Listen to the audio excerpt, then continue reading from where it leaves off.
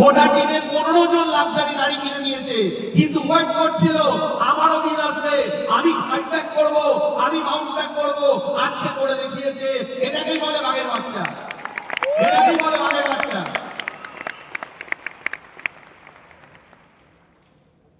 আমি জয়েন করলাম, কত তাড়াতাড়ি সাকসেস হলাম ওটা ইম্পর্টেন্ট নয়, আমি লড়ে থেকে সাকসেস হলাম কি হলাম না, দ্যাট ইজ ভেরি ইম্পর্টেন্ট। দেরি হলে হোক না, অসুবিধা কি আছে? আজকে আমি টিএমসিতে 3.5 বছরের মাথায় 12 লাখ টাকার গাড়ি কিনেছিলাম সিএস, তখন সেটাই অনেক বড় ব্যাপার ছিল। আজকে আমার টিমে আমার বাচ্চারা 5 বছর কাজ করে 20 লাখ টাকার গাড়ি কিনছে। কেন? কেন কি তারা নিজের সিনিয়রকে দেখে, কোথাও না কোথাও আমাকে দেখে, কোথাও না কোথাও গুরুপদকে দেখে মোটিভেটেড হয়েছে। যদি আমার সিনিয়র করতে পারে, তারা যদি লড়াই করতে পারে, আমিও লড়াই করব, আমিও অ্যাচিভ করব। তারা লড়াই করেছে, আজ অ্যাচিভ করে স্টেজে অ্যাওয়ার্ড দিচ্ছে। দেখুন, এইটা হলো সব থেকে বড় জিনিস, লড়াই করা।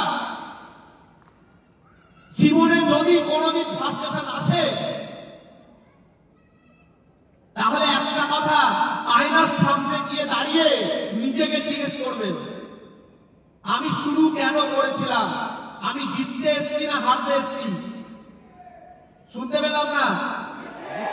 কিসের জন্য এসেছি? আরেকবার, কিসের জন্য এসেছি? আমি যদি জিততে এসে থাকি, তাহলে আমি হার কেন মানবো? আমি কেন হার মানবো? আর যদি কোনোদিন হাঁপিয়ে যান কাজ করতে করতে, আর মনে হচ্ছে হবে না, অনেক চেষ্টা করেছি, হচ্ছে না, তাহলে আজ সত্যজিৎ স্যারের একটা উপদেশ নিয়ে যান। বলবো? সবাই জানতে চান? খাতায় লিখে দেওয়ালে টাঙিয়ে দেবেন। আর এই একটা কথা আপনাকে গোল্ড লাইন নয়, অনারারি ডিরেক্টর বানাবে। জানতে চান সেটা কি? জানতে চান?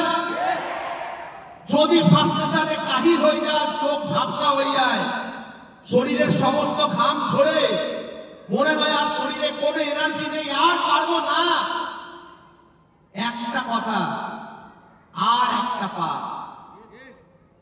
কি বললাম? আর একটা পা বাড়াতে হবে, আরেকটা পা বাড়াতে হবে। পারবো? পারবো? পারবো? ফাটিয়ে হাততালি হবে নিজেদের জন্য।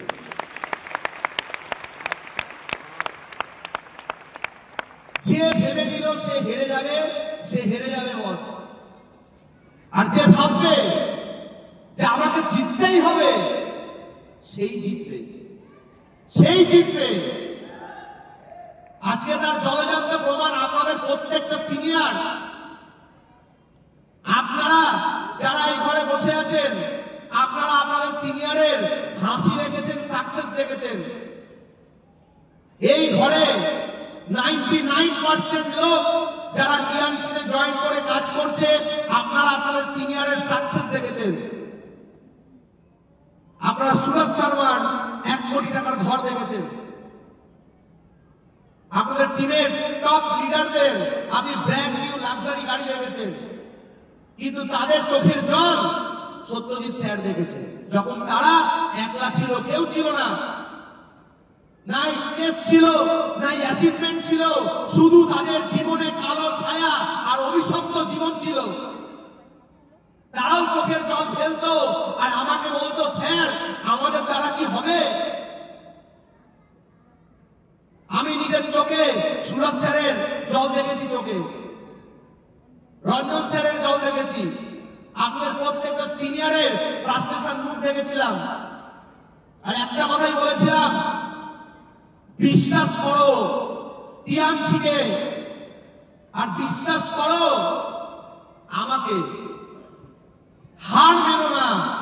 যা সাপোর্ট লাগবে, যা ট্রেনিং লাগবে, যা বুদ্ধি লাগবে, যা স্কিল লাগবে, আমি ঢেলে শেখাবো। দরকার পড়লে ফিল্ডে পড়ে থাকবো, মেঝেতে ঘুমাবো, কিন্তু তোমাদেরকে হারতে দেবো না, তোমাদেরকে ওপরে তুলবো।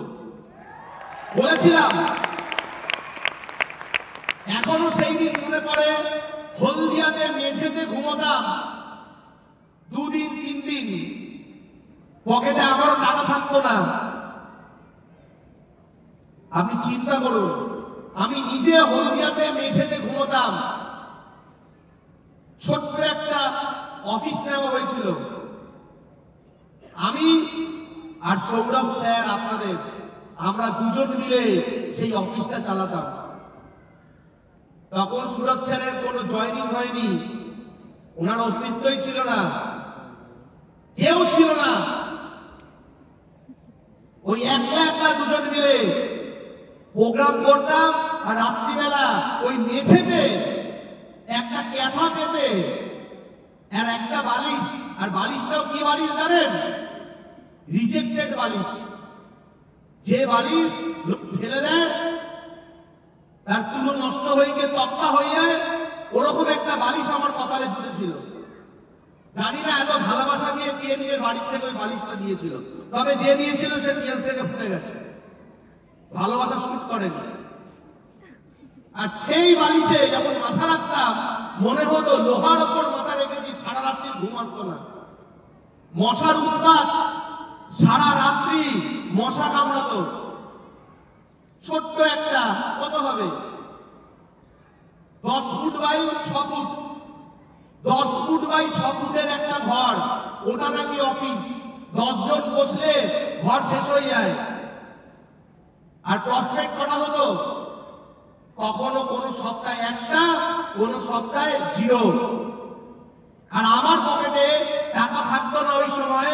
আমি হলদিয়া ট্রেনে করে যেতাম, অনেক সময় টিকিট কাটার পয়সা থাকতো না, ওপরওয়ালার নাম নিয়ে যেতাম যেন টিকিট না ধরে।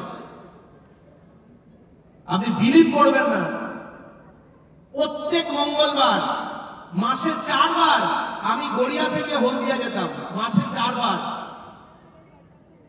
কতবার গিয়ে দেখেছি কোনো প্রসপেক্ট নেই। আপনাদের সৌরভ স্যার আমার মুখের দিকে, চোখের দিকে তাকাচ্ছেন, আমি বলছি ভাই কি হয়েছে সৌরভ, তাকাচ্ছ না কেন? বলে স্যার লজ্জায় তাকাতে পারছি না, 4 জনকে ইনভাইট করেছিলাম, কেউ ফোন ধরছে না। আজকে সেই সৌরভ স্যার ফাইনালি 20 লক্ষ টাকার গাড়ি কিনল। দেখুন দেখুন, আজ যদি আমি হলদিয়া যাওয়া ছেড়ে দিতাম, আজ যদি আমি আপনাদের সৌরভ স্যারকে সাহস দেওয়া বন্ধ করতাম, আমি যদি নিজেও ভেঙে পড়তাম যে সত্যি তো লোককে ডাকছে, লোক আসছে না, আমি গাড়ি ভাড়া খরচা করে যাবো, ও কেন ডাকবে, তাহলে আজকে সব শেষ হয়ে যেত। পৃথিবীতে যে লড়াই করতে জানে সেই ইতিহাস তৈরি করতে পারে, যে লড়াই করতে জানে। এই ঘরে কারা কারা আছেন যারা লড়াই করার জন্য এই চেয়ারে বসে আছেন? হাত তুলুন তো দেখি, কারা কারা লড়াই করতে এসছেন? সবাই সবাই লড়াই করতে এসছেন সত্যিকারের, সত্যিকারের। রক্ত কার কার ফুটছে? রক্ত কার ফুটছে? সবার রক্ত ফুটছে? বলুন সবাই, আমার রক্ত ফুটছে বলুন, আমার রক্ত ফুটছে বলুন। শুনতে পাচ্ছি না, বলে জোরে বলুন, আমার রক্ত ফুটছে, রক্ত ফুটছে, রক্ত ফুটছে, রক্ত ফুটছে, রক্ত ফুটছে, বড় রক্ত ফুটছে, বলো বড় রক্ত ফুটছে, রক্ত ফুটছে এইদিকে, রক্ত ফুটছে উপরে। রক্ত যদি ফোটে প্রত্যেকটা ঘরে ঘরে কার আশীর্বাদ বেরোবে। রক্ত দিয়ে টিয়ান্স করো, রক্ত দিয়ে, ঘাম ছড়িয়ে টিয়ান্স হবে না, ঘামে ডুবে রক্তের মতো ঘাম ছড়াতে হবে, তবে টিয়ান্সি হবে।